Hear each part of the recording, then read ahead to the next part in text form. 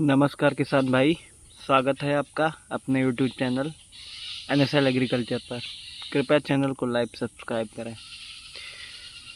किसान भाइयों, मेरे गन्ने कटने के बाद से अभी तक 20 एकड़ गन्ना में इतनी लागत लग चुकी है, तो मैं आज परेशान अपनी बाग में बैठा था, तो मैंने सोचा कि कुछ बातें किसानों से शेयर की जाए।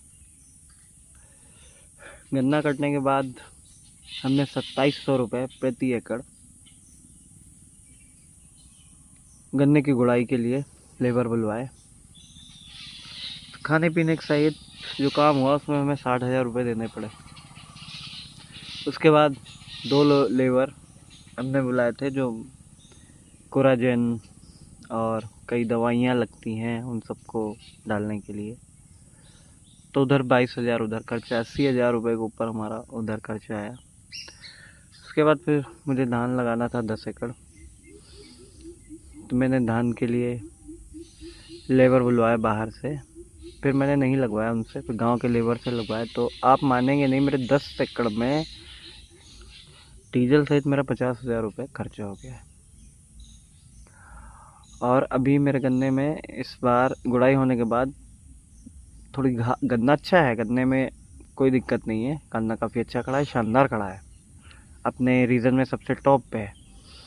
पर थोड़ी घास हो गई है तो लेबर फिर बुलाने पड़ेंगे। तो मैं थोड़ा, जब गन्ना बड़ा हो जाता है तो मैं पैराकाट डलाता हूँ गन्ने में, जो नीचे की घास होती है वो थोड़ी साफ़ हो जाती है, जिससे जो दवाइयाँ हैं, क्योंकि बरसात में बहुत सारा फंगस लगता है गन्ने पे, तो उस फंगस को दूर करने के लिए कई कीटनाशक दवाइयों की ज़रूरत पड़ती है। तो उसके लिए मैं ये डलवा देता हूँ, तो घास फूस जो हट जाती है तो लेबर को थोड़ी आराम हो जाती है अंदर चलने के लिए। फिर उनके लिए मैं जूते और फुल कपड़े पहना के और बहुत व्यवस्थित काम गन्ने में कराना पड़ता है, क्योंकि कुछ जानवर, कीड़ों का, सांप बिच्छू, ऐसे चीज़ों का डर लगा रहता है।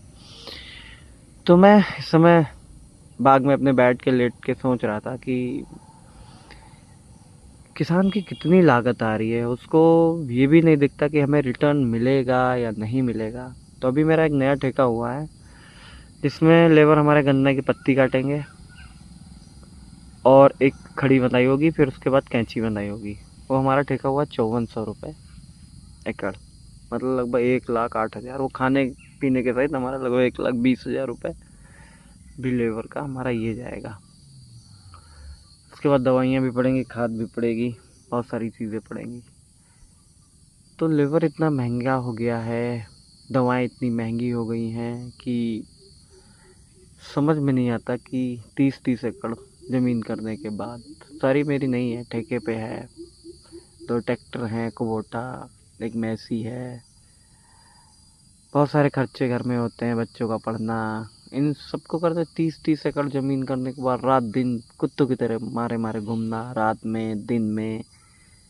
उसके बाद लगता नहीं कि हम उतना बचा पा रहे हैं जिससे कि अपना standard, living of standard maintain करें।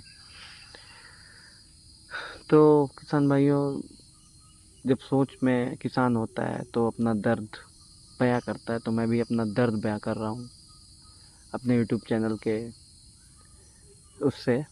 जबकि मेरी 10 एकड़ बासमती पैडी लग गई है, उसके लिए भी हमें काफ़ी दवाइयाँ लानी हैं। जैसे हमें भी ट्राइकोडर्मा लाना है, जो गन्ने में वर्टाको डालते हैं उसको मैं धान पे डालता हूँ।